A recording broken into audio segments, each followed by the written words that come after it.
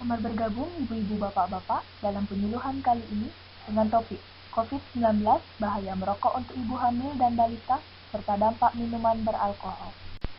Pengertian COVID-19.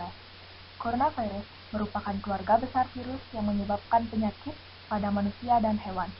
Pada manusia, biasanya menyebabkan penyakit infeksi saluran pernapasan, mulai dari flu biasa hingga penyakit yang serius seperti Middle East Respiratory Syndrome dan sindrom pernapasan akut berat. Penyebab COVID-19. Infeksi virus corona atau COVID-19 disebabkan oleh coronavirus, yaitu kelompok virus yang menginfeksi sistem pernapasan. Pada sebagian besar kasus, coronavirus hanya menyebabkan infeksi pernapasan ringan sampai sedang seperti flu. Adapun cara penularan dari coronavirus, yaitu yang pertama, kontak dan transmisi tetesan atau droplet, di mana dapat terjadi melalui kontak langsung, tidak langsung, atau dekat dengan orang yang terinfeksi. Penularan melalui sekresi yang terinfeksi seperti air liur atau tetesan pernapasan, dikeluarkan ketika orang yang terinfeksi batuk, bersin, berbicara, atau bernyanyi. Yang kedua, yaitu transmisi melalui udara, di mana penyebaran melalui inti tetesan atau aerosol. Menular ketika melayang di udara dalam jarak dan waktu yang lama.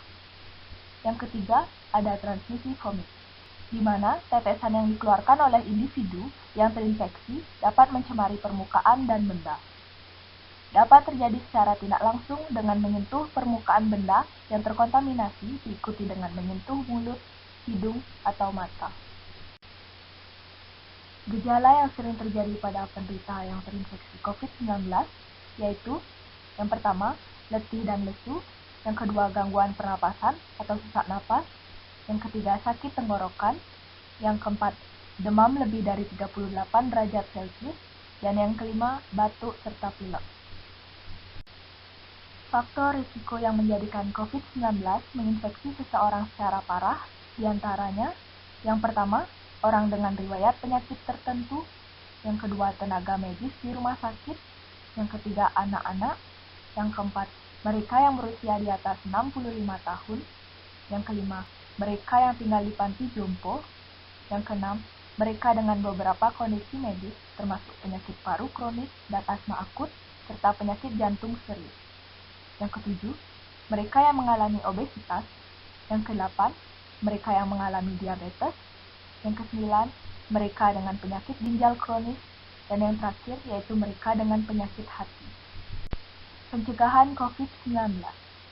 Yang pertama, menjaga kesehatan dan kebugaran agar stamina tubuh tetap prima dan sistem imunitas atau kekebalan tubuh meningkat. Yang kedua, mencuci tangan dengan benar secara teratur menggunakan air dan sabun atau hand rub berbasis alkohol. Yang ketiga, ketika batuk dan bersin, tutup hidung dan mulut Anda dengan tisu atau lengan atas bagian dalam. Yang keempat, hindari kontak dengan orang lain atau bepergian ke tempat umum. Yang kelima, hindari menyentuh mata, hidung, dan mulut atau segitiga wajah.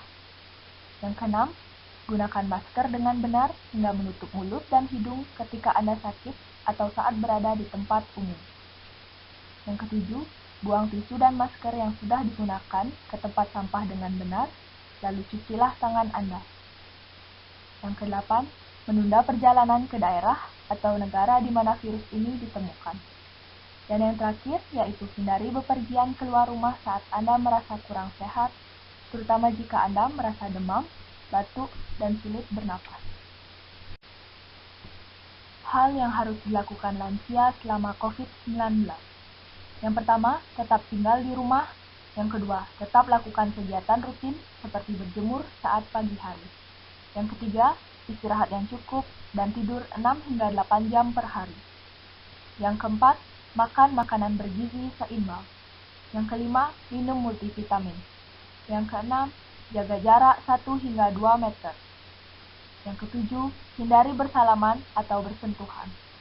Yang kedelapan, sering mencuci tangan pakai sabun dengan air mengalir. Yang kesembilan, jauhi orang sakit. Dan yang terakhir yaitu jaga lingkungan agar selalu tetap bersih. Risiko pasien komorbid atau penyakit penyerta jika terpapar COVID-19. Komorbid atau penyakit penyerta merupakan istilah dunia kedokteran yang menggambarkan kondisi bahwa ada penyakit lain yang dialami dari selain penyakit utamanya. Orang yang mempunyai penyakit bawaan atau komorbid merupakan kelompok yang paling berisiko terinfeksi virus, karena virus corona menyerang sistem pernapasan, menular, dan bisa menyebabkan penderitanya terkena infeksi pernapasan berat. Orang yang memiliki penyakit komorbid berisiko terkena COVID-19, memiliki dua risiko, yaitu risiko tinggi dan risiko sedang. Risiko tinggi jika terpapar COVID-19, diantaranya yang pertama kanker, yang kedua penyakit yang berhubungan dengan ginjal, yang ketiga penyakit yang berhubungan dengan paru-paru, yang keempat pasien yang pernah mengalami transplantasi organ dalam, yang kelima obesitas, yang keenam penyakit jantung seperti gagal jantung, jantung koroner, dan lemah jantung, yang ketujuh penyakit sel habis, yang kedelapan diabetes mellitus tipe 2. Risiko sedang jika terpapar COVID-19. Yang pertama, asma. Yang kedua, penyakit cerebrovaskular, yakni penyakit yang berhubungan dengan pembuluh darah dan suplai darah ke otak. Yang ketiga, kelainan bawaan yang mengganggu saluran pernapasan pada bayi. Yang keempat, hipertensi atau darah tinggi. Yang kelima, penyakit dengan spektrum imunodefisiensi. Yang keenam, demensia. Yang ketujuh, penyakit liver. Yang kedelapan, kehamilan. Yang kesembilan, fibrosis paru. Yang kesepuluh, perokok. Yang kesebelas, talasemia. Yang kedua belas, diabetes mellitus tipe 1 atau penyakit gula. Risiko sedang jika terpapar COVID-19. Yang pertama, asma. Yang kedua, penyakit cerebrovaskular, yakni penyakit yang berhubungan dengan pembuluh darah dan suplai darah ke otak. Yang ketiga, kelainan bawaan yang mengganggu saluran pernapasan pada bayi. Yang keempat, hipertensi atau darah tinggi. Yang kelima, penyakit dengan spektrum imunodefisiensi. Yang keenam, demensia.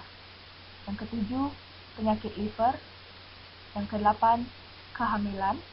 Yang kesembilan, fibrosis paru. Yang kesepuluh, perokok. Yang kesebelas, talasemia. Dan yang terakhir, diabetes mellitus tipe 1. Bahaya merokok untuk ibu hamil dan balita. Pengertian rokok dan merokok.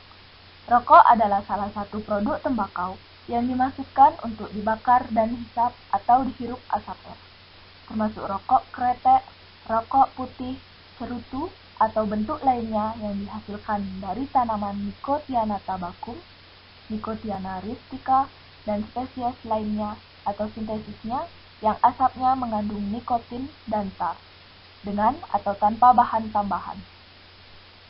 Merokok merupakan kegiatan yang sering kita jumpai di masyarakat. Meskipun sebagian besar masyarakat mengetahui bahaya dari merokok, namun kebiasaan merokok tetap banyak dilakukan di masyarakat, bahkan telah merambah hingga ke siswa sekolah dasar.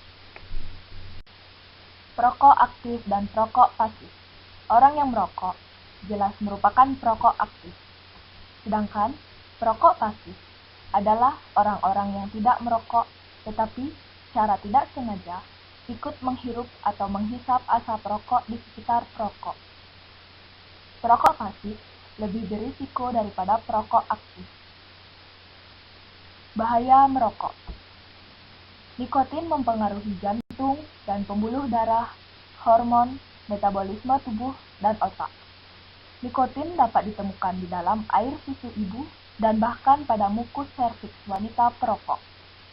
Saat hamil, nikotin dapat terdistribusi lewat plasenta dan ditemukan pada cairan amniotik dan sawar uri atau ari-ari bayi yang baru lahir.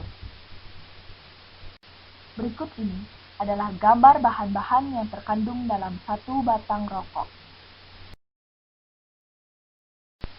Dampak dari minuman beralkohol. Pengertian alkohol. Alkohol merupakan istilah yang dipakai untuk menyebut etanol, yang juga disebut grain alkohol. Hal ini karena etanol merupakan bahan dasar pada minuman tersebut. Minuman beralkohol dibuat dengan cara fermentasi khamir yang tinggi, yang biasanya dari spesies Saccharomyces pada kondisi anaerob dengan bahan baku yang mengandung pati atau gula. Selanjutnya, adapun jenis-jenis minuman keras atau miras. Di antaranya, yang pertama ada bir, yang kedua wine, dan yang ketiga cider, di mana beberapa jenis-jenis minuman keras alkohol tersebut terkandung kadar etanol yang berbeda-beda. Dampak dari mengonsumsi alkohol. Dampak dari mengonsumsi alkohol, diantaranya yang pertama dapat terjadi perdarahan pada kerongkong, yang kedua terjadi gangguan pernapasan, yang ketiga degupan jantung tidak berkala, yang keempat terjadi luka di dalam perut, yang kelima terjadi kerusakan hati, yang keenam terjadi kelemahan otot, yang ketujuh terjadi kanker usus kecil, yang kedelapan luka di dalam usus kecil, yang kesembilan mati pucuk pada lelaki dan ketidaksuburan yang terjadi pada wanita, dan yang terakhir yaitu terjadi osteoporosis.